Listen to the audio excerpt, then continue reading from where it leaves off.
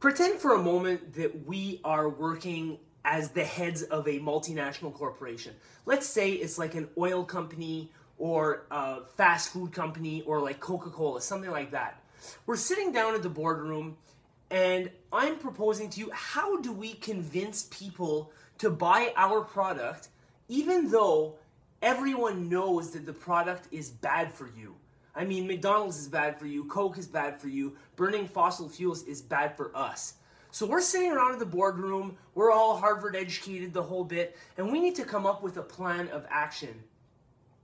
Seems to me that a very good plan of action would be to lobby the government to make education less accessible to people. Let me explain.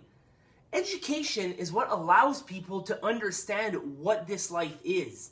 Education allows us to know who we are, where we come from, what we're doing here, and where we need to go. Education is the explanation of how things work.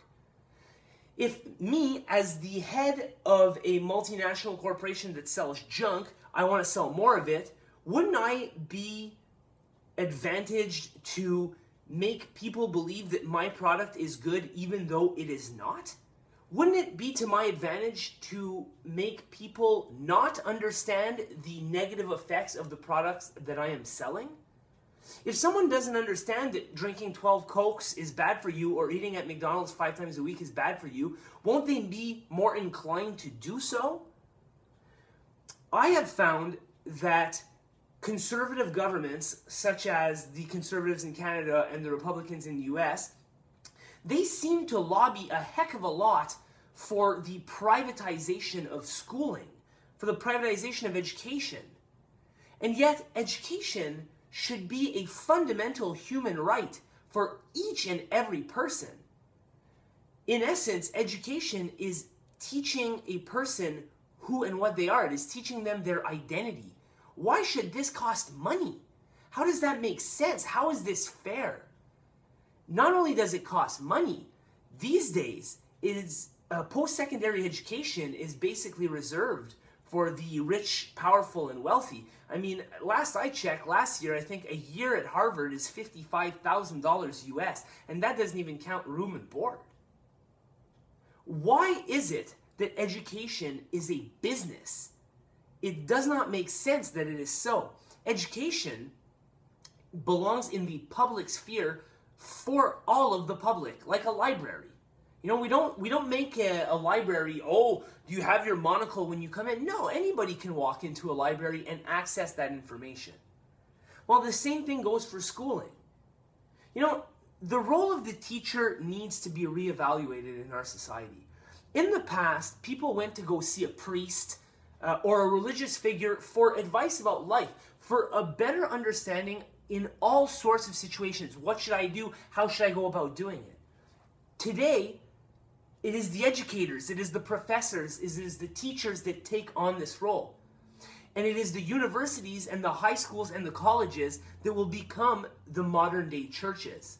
We need to embrace this fact. It needs to be that governments and honestly the world entirely needs to come to grips with the fact that if there is something that should not be for profit, it is education.